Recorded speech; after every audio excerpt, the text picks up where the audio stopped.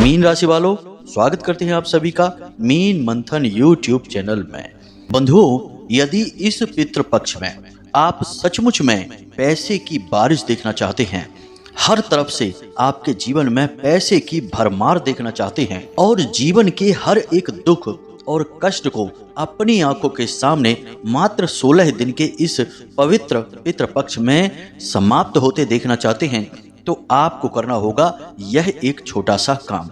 आपको यह एक दिव्य चीज मंदिर में जाकर विशेष नियम और विधि विधान के साथ दान करके आनी है। यह कोई साधारण चीज नहीं है और ना ही यह कोई साधारण क्रिया है। असल में यह एक गुप्त प्राचीन महाविद्या है जिसे केवल कुछ ही चुनिंदा लोग जानते हैं और गुरुओं की कृपा और उनकी तप और आशीर्वाद से ही इस चीज का लाभ प्राप्त किया जा सकता है।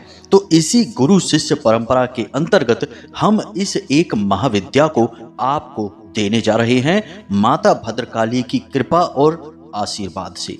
बंधुओं, आपके जीवन में पैसा इतना आएगा कि आप गिनते गिनते थक जाएंगे, इस बात की हम गारंटी देते हैं। किस्मत चमकाने का आपके लिए यह आखिरी मौका है। बंधुओं, इसे अपने हाथ से जाने मत देना। बस एक बार आप इस चीज को मंदिर में दान करके देखना, फिर जो होगा उसे देखकर आप खुद भी हैरान रह जाएंगे। तो जयकारा बोलो माता रानी का, जगत माई महामाई माँ भद्रकाली की जय बोलो, माता रानी के प्रेम आशीर्वाद और कृपा की जय बोलो। साथ ही साथ पितृ देवताओं की भी जय अवश्य बोलना। बंधुओं, यह एक चीज जो हम आपको बताने जा रहे हैं, इस चीज को प्रयोग करने के कुछ विशेष नियम हैं, कुछ विशेष संस्कार हैं। अब यूं ही किसी भी चीज को उठाकर यदि हम प्रयोग करने लगेंगे तो वह बेशक कितनी ही धार्मिक हो, पवित्र हो या उसका कितना ही अधिक वैदिक महत्व हो, लेकिन यदि उस चीज के प्रयोग करने के नियमों को, संस्कारों को हम अच्छी तरह से नहीं समझेंगे तो उसका हमें लाभ प्राप्त होगा ही नहीं, और यदि होगा भी तो वह इतना आंशिक होगा कि वह महसूस ही नहीं होगा। आपने कई लोगों को देखा होगा कि लोग रुद्राक्ष बड़े महंगे महंगे धारण कर लेते हैं और बड़े महंगे महंगे रत्न भी सोने चांदियों की अंगूठियों में, अष्ट धातु की अंगूठियों में जड़वा कर पहने रहते हैं, लेकिन यदि उनके मुख से सुनो तो उन्हें ऐसा ही लगता है कि उन्हें इन सब चीजों का अधिक लाभ नहीं हो रहा है। यदि आप उनसे बात करेंगे तो उनके बातों से ऐसा लगेगा कि लाभ तो है लेकिन पूरा लाभ नहीं है, थोड़ा बहुत आंशिक लाभ महसूस होता है, और कुछ लोग तो कहते हैं कि हमें इसका कोई लाभ ही प्राप्त नहीं हो रहा है। तो अब इसके पीछे का कारण क्या है, इसे आप ध्यान से समझिए, फिर आपको हम इस एक चीज के बारे में बताएंगे।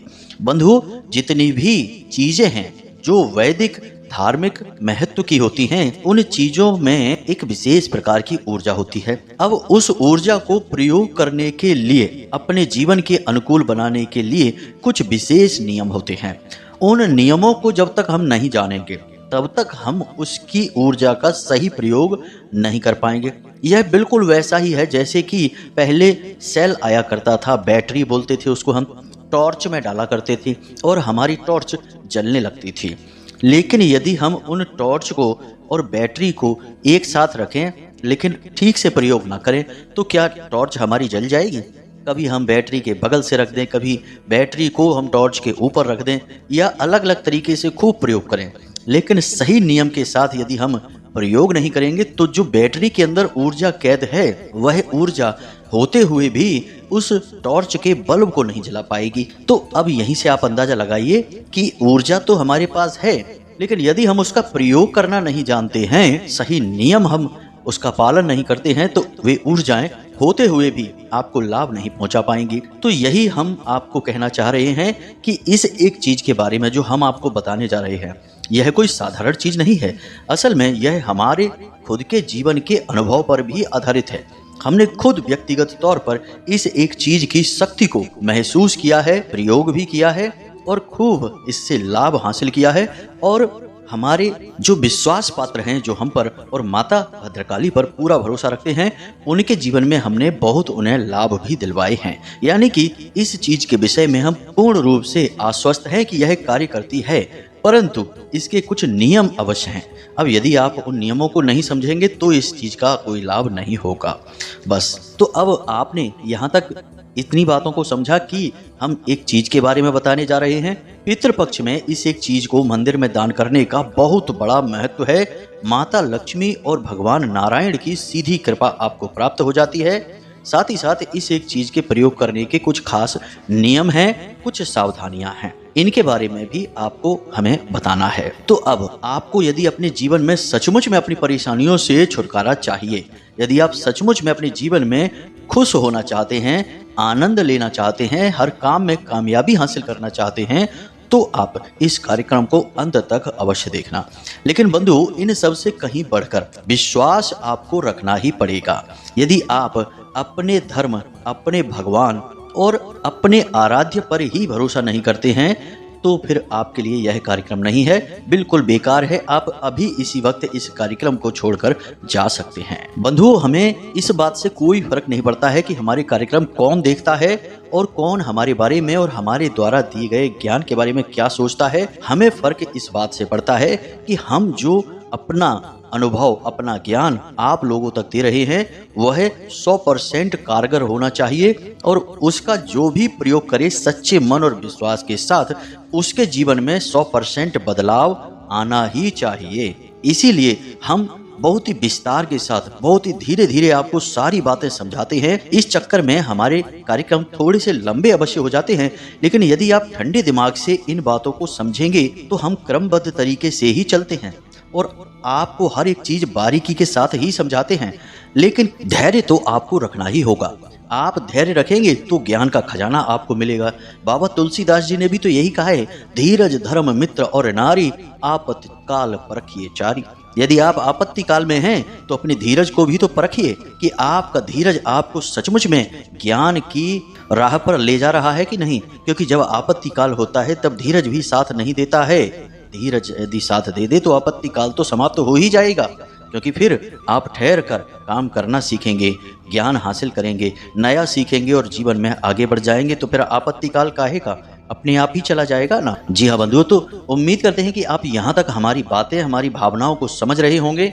ऐसे कार्यक्रम बनाने में सचमुच में बहुत मेहनत लगती है, अपना जीवन भर का अनुभव देना पड़ता है। साथ ही साथ शास्त्रों से उठाए गए कुछ विशेष प्रमाण भी आपको देने पड़ते हैं ताकि आप इन बातों की विश्वसनीयता को समझ सकें। इसलिए इस मेहनत को सफल अवश्य बनाएं, इस कार्यक्रम को अंत तक अवश्य देखें। याद रखें कि हम जो भी कार्यक्रम देते हैं, जो भी ज्ञान देते हैं, वह माता भद्रकाली की कृपा और उनकी अनुभूतियों के आधार पर ही होता है। इसलिए आप यह समझ सकते हैं कि इन कार्यक्रमों के माध्यम से, इन बातों और ज्ञान के माध्यम से माता भद्रकाली आपके जीवन को बदलना चाहती हैं। क्योंकि माध्यम तो किसी न किसी को बनाना ही पड़ेगा। अब स्वयं माता तो किसी के सामने प्रकट नहीं हो जाएंगी, यह इतना आसान तो नहीं है। तो फिर माता किसी न किसी को अपना माध्यम बनाएंगे। तो आप इसे ही अपना माध्यम समझिए और ठंडे दिमाग से चीज़ों को समझते हुए अपने जीवन में उतारिए और चमत्कार होते हुए खुद देखिए। तो बस बंधुओं, कार्यक्रम में अंत तक बने रहना, यही हमारा आपसे निवेदन है। तो चलिए इस विशेष कार्यक्रम की शुरुआत करते हैं, माता रानी को आभार व्यक्त करते हुए, उन्हें याद करते हुए। कमेंट बॉक्स में लिखिए, जय माँ भद्रकाली कृपा करो। एक बार नहीं 3 बार लिखना। साथ ही साथ जय पितृ देवता अवश्य लिखना, क्योंकि पितृ देवता आपके पास ही हैं, आपसे अपने लिए सम्मान, अपने लिए ऊर्जा की मांग कर रहे हैं और इस ऊर्जा का वो पूरे वर्ष भर प्रयोग करेंगे। तो उन्हें आभार व्यक्त अवश्य करना है। इसी के साथ साथ बंधुओं, यदि आप इस चैनल कार्यक्रम पर पहली बार आए हैं तो आप इसे सब्सक्राइब अवश्य करें। इसे सब्सक्राइब करते ही आप माता रानी के और हमारे इस दिव्य परिवार के सदस्य बन जाएंगे। साथ ही साथ माता रानी की सीधी कृपा और आशीर्वाद आप तक पहुंचेगी, क्योंकि आप परिवार के सदस्य बन चुके हैं। आपने माता रानी के प्रति अपना भाव, अपनी श्रद्धा प्रकट की है, तो माता रानी आपके बारे में क्यों नहीं सोचेंगी। तो चलिए जल्दी से चैनल को सब्सक्राइब करिए, बगल में जो सब्सक्राइब का बटन है उसे दबा दीजिए। फिर आगे बढ़ते हैं। बंधुओं, अब ध्यान से सुनिए, श्राद्ध पक्ष क्या है? जो श्रद्धा के साथ किया जाए वही है श्राद्ध। अब यहाँ पर श्रद्धा किसके लिए है? आपके पितृ पूर्वजों के लिए। और याद रखना, कि यह जो श्राद्ध पक्ष का समय है, यह आपके आने वाले पूरे वर्ष के अनुभव को यहीं पर निर्धारित कर देगा। क्योंकि आप कितनी पूजा पाठ करेंगे, कितनी मेहनत करेंगे, कितना दिमाग और पैसा कहीं पर लगाएंगे, इस सब से कोई फर्क नहीं पड़ता है जब तक कि आपके पितृ पूर्वज आपसे प्रसन्न न हो जाएं, आपके देवी देवता आप पर पूरी कृपा ना कर दें, तब तक आपको किसी भी प्रकार की कामयाबी नहीं मिलेगी। यह बात हम अपने लगभग हर एक कार्यक्रम में बताते हैं कि जीवन में कामयाबी प्राप्त करने के लिए आपके कर्म, आपकी मेहनत, आपके द्वारा लगाया गया पैसा और दिमाग सब कुछ जरूरी है, लेकिन इन सब से 100 गुना 1000 गुना ज्यादा जरूरी है दैवीय कृपा। जी हाँ बंधुओं, क्योंकि यदि बिना दैवीय कृपा के केवल इंसान ही अपना दिमाग और अपनी मेहनत से कामयाबी हासिल कर लेता तो इस संसार में कोई भी नाकामयाब होता ही नहीं। जरा विचार करके देखिए, क्या कोई ऐसा इंसान इस संसार में होगा जो कोई व्यापार शुरू करे, कोई नौकरी की तैयारी करे तो उसका लक्ष्य यह हो कि वह व्यापार में असफल हो जाएगा, या वह मेहनत तो कर रहा है नौकरी प्राप्त करने के लिए लेकिन उसे नौकरी लगेगी नहीं? क्या वह मन में ये बात सोचकर चलता है? नहीं, वह मन में तो यही सोचकर चलता है कि हम नौकरी की तैयारी कर रहे हैं तो हमारी 100% अच्छी नौकरी लगेगी, हमने व्यापार की शुरुआत की है तो हमारा व्यापार 100% अच्छा चलेगा, हमें लाभ ही प्राप्त होगा। यानी कोई भी असफलता प्राप्त करने के लिए मेहनत नहीं करता है, इतना रिस्क नहीं लेता है, अपनी जीवन भर की खुशियां, अपने घर परिवार का सुख चैन सब कुछ दांव पर नहीं लगाता है। असफल होने के लिए सब सफल होना चाहते हैं, लेकिन बदकिस्मती तो यही है कि सब कुछ चाहते हुए भी, करते हुए भी कामयाबी नहीं मिलती है। कारण सिर्फ एक कि जिस पर दैवीय कृपा नहीं है उसे कभी कामयाबी नहीं मिलेगी। ऐसे बहुत सारे लोग आपने अपने जीवन काल में देखे होंगे, अपने आसपास देखे होंगे, आप स्वयं खुद को भी देख लो कि आपने जीवन भर मेहनत की है, संघर्ष किया है, किसी के साथ अन्याय नहीं किया, हर एक को खुश रखने की कोशिश की। यानी कि देखा जाए तो आपने हर तरह से, हर लिहाज से एक बेहतरीन कार्य किया है, मानव होने का सारा फर्ज निभाया है। फिर भी कहीं ना कहीं कसर रह ही जाती है, चाहे जीवन हो, चाहे रिश्ते नाते हों और चाहे हानि या लाभ हो, कहीं ना कहीं थोड़ी सी गुंजाइश रह ही जाती है और आपके हाथों से कामयाबी, खुशियां, तरक्की सब फिसल ही जाते हैं। बंधुओं, ये सारी बातें हम आपको इसीलिए बता रहे हैं ताकि आप गहराई से आकलन कर सकें और समझ सकें कि दैवीय कृपा का साथ में होना कितना आवश्यक है। तो अब बात यह उठती है कि दैवीय कृपा प्राप्त कैसे होगी, क्योंकि पूजा पाठ तो आप भी करते हैं, भगवान का मनन ध्यान तो आप भी करते हैं, ईमानदारी से रहते हैं, किसी के साथ अन्याय नहीं करते हैं। भूले बिसरे गलती से ही अगर किसी के साथ कुछ अन्याय गलत हो जाता है और आपको यदि उसके बारे में पता चल जाता है तो आप पछतावा भी कर लेते हैं। यानी कि देखा जाए तो आप भी भगवान की कृपा पात्र ही हुए। फिर ऐसा क्यों है कि आपके जीवन में तकलीफें हैं, कष्ट हैं, सीधी कृपा आपको प्राप्त क्यों नहीं हो पा रही है? तो इसका एक सबसे बड़ा और मजबूत कारण है लोगों की नकारात्मकता। जी हाँ बंधुओं, जीवन में ईश्वर की कृपा दो ही तरह से प्राप्त की जा सकती है। शास्त्रवत बातें आपको हम बता रहे हैं, इन्हें आप ध्यान से समझिए। एक तो आपके पिछले जन्मों के किए गए पुण्य, प्रताप और तप जो इस जन्म में आपके संस्कार बनकर आएंगे और आपको शुरुआत से ही दैवीय कृपा दिलवाने लगेंगे। यानी आप बहुत छोटी उम्र से ही कामयाबी हासिल करने लगेंगे। आपने बहुत सारे लोग इस संसार में देखे होंगे जिनकी उम्र 20-22 साल, 24-25 साल होती है और वे बहुत ही कामयाब होते हैं, दुनिया में उनका बहुत सम्मान होता है। जो कामयाबी और सम्मान लोग 60 साल की उम्र में भी हासिल नहीं कर पाते, वे जरा सी उम्र के बच्चे आसानी से हासिल कर लेते हैं। उनके लिए यह सब बाएं हाथ का खेल है। ऐसा क्यों? क्योंकि उन्होंने इस जन्म में जो भी कुछ किया है वह तो सब ठीक है, लेकिन पिछले जन्म के मजबूत संस्कार लेकर आए हैं जो दैवीय कृपा बनकर उनके साथ चल रहे हैं। इसलिए एक कदम वो चलते हैं तो 10 कदम उन्हें कामयाबी मिलती है। अब बात करते हैं दूसरे तरीके की, क्योंकि पहले तरीके से यदि आपके पास दैवीय कृपा होती तो अब तक आपके सारे काम बन चुके होते, कष्ट जीवन में होते ही नहीं। अब यदि जीवन में परेशानियां हैं और समय आपके हाथों से फिसलता जा रहा है तो इसका मतलब है कि पिछले जन्म के संस्कार आपके इतने मजबूत नहीं हैं जो आपको सीधे दैवीय कृपा के पात्र बना सके। तो अब बात करते हैं कि इस जन्म में आप सीधे दैवीय कृपा कैसे प्राप्त कर सकते हैं। तो इसी विशेष बात को समझने के लिए आप यह समझिए कि वर्ष भर जब समय गुजरता है तो कुछ न कुछ ऐसा विशेष समय अवश्य आता रहता है बीच बीच में, जिससे सीधे दैवीय शक्तियां इंसान से जुड़ने की कोशिश करती हैं। इन्हें ही हमारे हिंदू धर्म में अलग अलग समय काल और त्योहार और पर्व के रूप में दिखाया जाता है। जैसे 9 देवियों के 9 दिनों तक माता रानी की कृपा आसानी से प्राप्त की जा सकती है।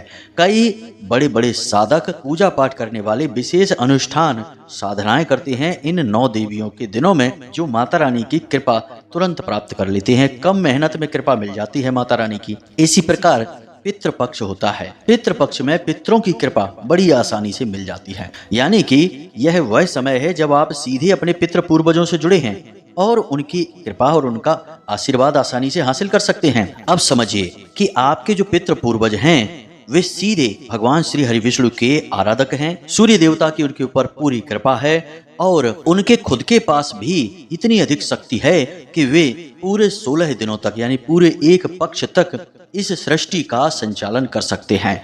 तभी तो 16 दिनों का संस्कार उनके लिए बनाया गया है, जब वे इस सृष्टि का संचालन करेंगे, जब भगवान श्री हरि विष्णु योग निद्रा में जाएंगे। तो अब समझिए कि उनके पास कितनी अधिक ऊर्जा होगी। तो आपको अब इसी ऊर्जा का लाभ उठाना है। यदि आप छोटे छोटे उपाय करते रहें, जो कि हम पितृपक्ष के शुरुआत से ही आपको बताते चले आ रहे हैं, इन उपायों को यदि आप अपने जीवन में करते रहें तो पता नहीं किस उपाय से कैसे भगवान की या पितरों की आपको सीधी कृपा प्राप्त हो जाए, किस कार्य से आपके पितृ आपसे प्रसन्न हो जाएं, आपसे रीझ जाएं और आपको आशीर्वाद देने लगें। जी हाँ बंधु, यदि आपका एक प्रयास भी पितरों की कृपा आप तक लाने में कामयाब हो गया तो समझिए कि आपकी सारी मेहनत सफल हो गई। इसीलिए हम आपको प्रतिदिन कुछ न कुछ नया बता रहे हैं, प्रतिदिन आपको कुछ न कुछ विशेष समझा रहे हैं कि प्रयास करते रहिए। एक न एक प्रयास आपका रंग जरूर लाएगा और पितरों का सीधा आशीर्वाद और कृपा आप तक लेकर आएगा। तो अब ध्यान से सुनिए, हम जिस एक वस्तु के बारे में आपको बताने जा रहे हैं, शास्त्रों में ऐसा कहा गया है कि यदि कोई जातक इस एक वस्तु का दान मंदिर में करता है पितृपक्ष के दौरान, तो पितरों को बहुत ही अच्छा लगता है।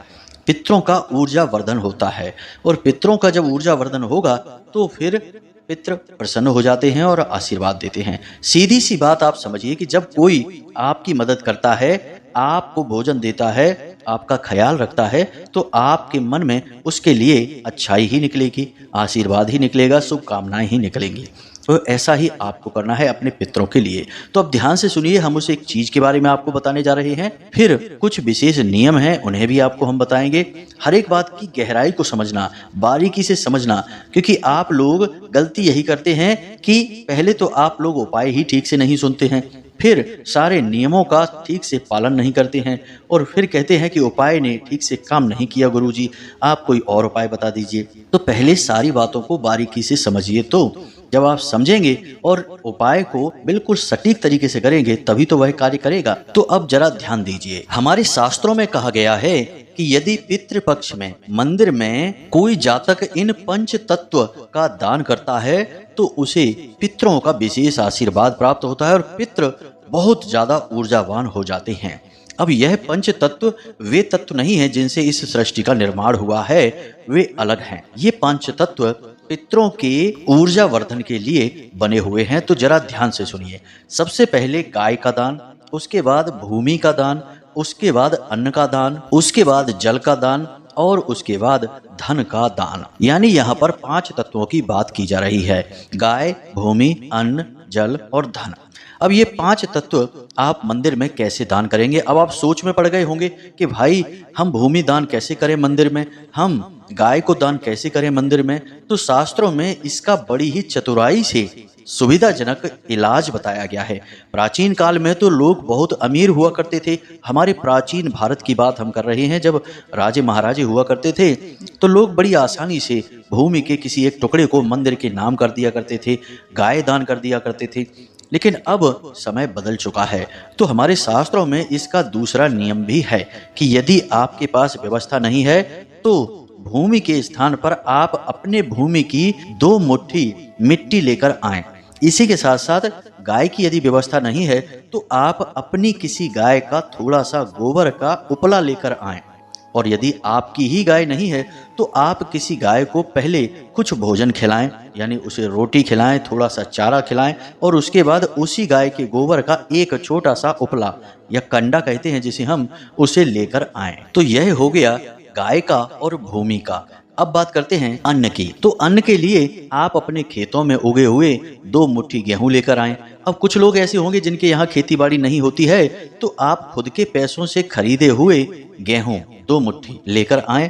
अब बात करते हैं जल की। तो आप अपने घर से 1 लोटा जल लेकर आएं। अब बात करते हैं धन की। तो आप अपनी कमाई से, यानी आपने स्वयं जो कमाया है उस कमाई से कोई भी एक सिक्का, वैसे तो चांदी का सिक्का कहा जाता है, पितरों को चांदी की धातु अत्यंत प्रिय होती है, परंतु आप चांदी नहीं तो कोई भी एक सिक्का, यानी 10 रुपए का सिक्का आप ले सकते हैं, 5 रुपए का भी ले सकते हैं, एक सिक्का। अब यह संपूर्ण सामग्री को आपको एकत्रित करना होगा। अब इस संपूर्ण सामग्री को आपको ले जाकर मंदिर में दान करना है। मंदिर में जो कार्यकर्ता होते हैं उनसे आप बात करके रखें पहले से ही, उनसे कह दें कि हम इस प्रकार से मंदिर में दान करना चाहते हैं, थोड़ी हमारी मदद करिए। अब मंदिर कौन सा होगा, यह भी प्रश्न आपके मन में होगा। तो मंदिर भगवान श्री राम का हो सकता है, हनुमान जी के मंदिर में भी राम दरबार अवश्य होता ही है, भोले बाबा का मंदिर हो सकता है। तो आप इनमें से किसी भी एक मंदिर में जाकर इस प्रकार से दान कर सकते हैं। अब आप जो गाय के गोबर का उपला लेकर जाएंगे उसे उस मंदिर के कर्मचारी को दे दें और उससे कह दें कि इस उपले से मंदिर में बनने वाले किसी भंडारे में, किसी विशेष प्रकार के अनुष्ठान में या फिर होने वाले किसी यज्ञ हवन आदि में इस उपले का प्रयोग कर लें। इसी के साथ साथ जो आप मिट्टी देंगे उस मिट्टी को भी आपको उचित जगह पर रखना होगा। तो आप ऐसा कर सकते हैं कि उस मिट्टी को जो मंदिर का चूल्हा है जहाँ पर भोजन भंडारा आदि होता है वहां पर डाल सकते हैं उसके अंदर, या फिर सबसे अच्छा स्थान है यज्ञ हवन की जो वेदी होती है उस वेदी के अंदर आप उस मिट्टी को डाल सकते हैं, उससे गीला करके लीप सकते हैं। उसमें थोड़ा सा गाय का गोबर और मिला लेंगे तो सर्वश्रेष्ठ उपयोग होगा, उस वेदी का आप लेपन कर सकते हैं। इसी के साथ साथ जो आप घर से जल लेकर जाएंगे उसे भगवान को समर्पित कर दें, भगवान के ऊपर उस जल का अभिषेक कर दें यदि भोले बाबा का मंदिर है, और यदि आप हनुमान जी के मंदिर जाते हैं तो उस जल को भगवान को चढ़ाने के बाद मंदिर में ही प्रांगण में आप छिड़काव भी कर सकते हैं। इसी के साथ साथ आप जो अन्न लेकर जाएंगे उसे आप मंदिर में दान कर दें, पुजारी आदि को दे दें, तो मंदिर में ही भोजन आदि में उसका आगे प्रयोग हो जाएगा। अब जो धन आप लेकर जाएंगे उसे मंदिर के दान पात्र में डाल सकते हैं। धन आप ज्यादा भी डाल सकते हैं, 10 रुपए, 20 रुपए, 100 रुपए, कितने भी आप डाल सकते हैं। उनके साथ आप एक सिक्का अवश्य लगा लेना, क्योंकि सिक्के का धार्मिक महत्व बहुत अधिक होता है, उसमें धातु होती है, ऊर्जा की सुचालक होती है, तो सिक्का आप अवश्य लगा लेना। अब यह आपका संपूर्ण दान हो जाएगा।